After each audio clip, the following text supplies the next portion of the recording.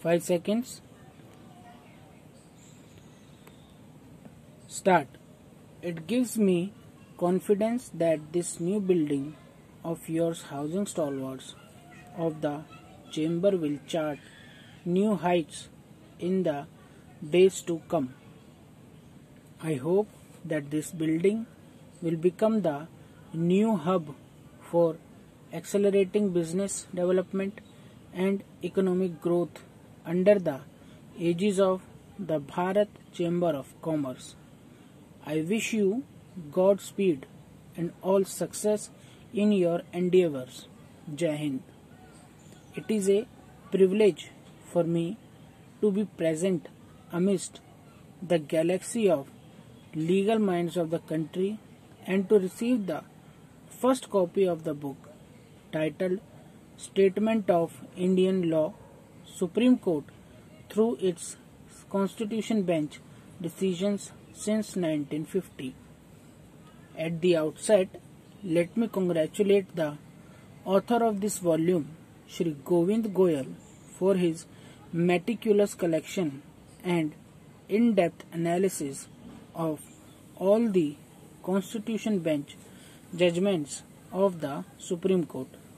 Shri Goyal has to his credit over 3 decades of rich experience in practicing law at the Supreme Court and High Courts. He has been involved in many landmark cases. His abiding and focused interest in constitutional, administrative, and civil laws makes him truly competent in authoring a book of such volume and intensity. I applaud the author's immense industry and insight in rationalizing the Constitution Bench decisions, ratio decidendi, in an objective and compact manner. Ladies and gentlemen, in 1950, we, the people of India, gave to ourselves a sovereign democratic republic to secure all its citizens justice, liberty, and equality. We undertook to promote among all citizens fraternity, the dignity of the individual, and the unity and integrity of the nation. These ideals became the guiding light to a modern Indian state. The preamble, the fundamental rights, the fundamental duties, and the directive principles of state policy contain the ingredients of good governance. The spacious provisions of our Constitution have allowed our democratic polity to address the evolving needs of a growing nation. The founding fathers of the Constitution laid out an exhaustive mechanism for the governance with specific provisions to deal with future variations. These necessities were envisaged to be resolved constitutionally by the Supreme Court. This has been enabled through the exercise of advisory jurisdiction to be invoked by the highest functionary of the Republic. The instrumentality of lighting up the constitutional path by the rendering of option by the apex court is the Constitution Bench, that is, a bench comprising at least 5 judges. Likewise, any ambiguity about the interpretation of the Constitution involving a substantial question of law is resolved by a bench of at least 5 Supreme Court judges. Indeed, judiciary is the final interpreter of the Constitution and laws. Over the years, the Constitution Bench has interpreted the Constitution to counter numerous sensitive and complex constitutional situations. In adjudications have infused life into the words of the Constitution, making it a vibrant document. It has provided guidance on constitutional norms and virtues which are essential for governance.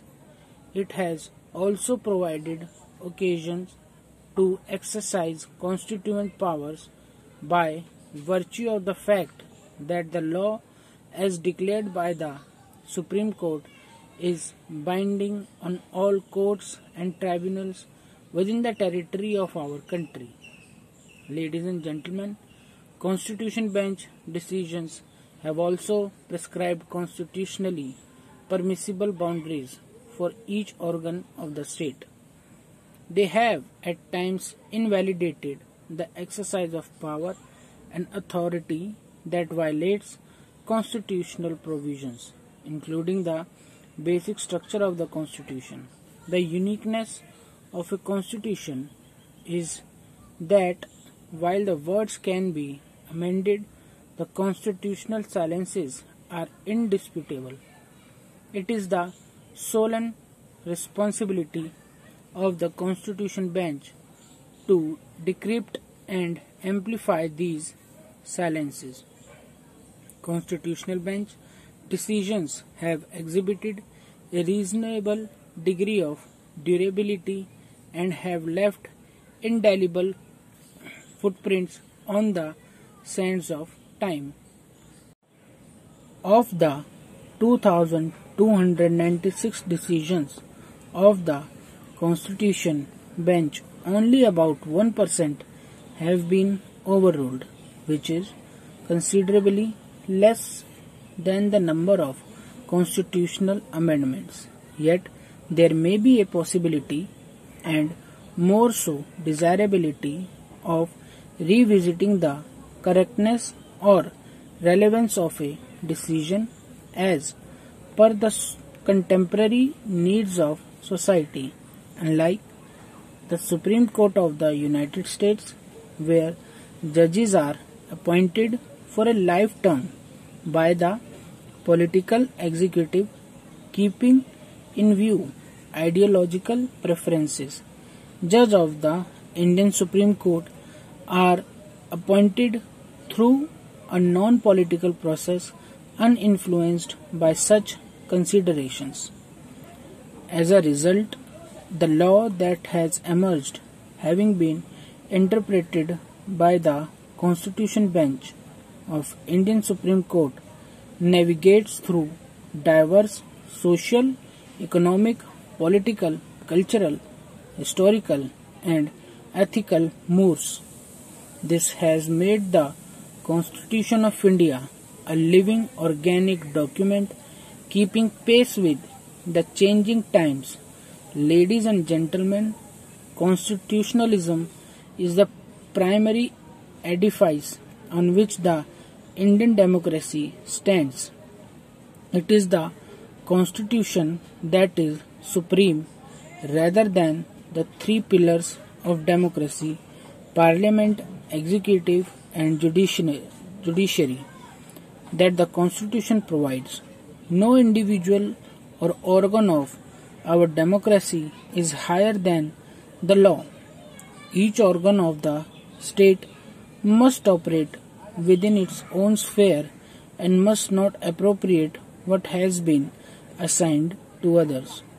The exercise of authority by the legislature and executive is subject to judicial review.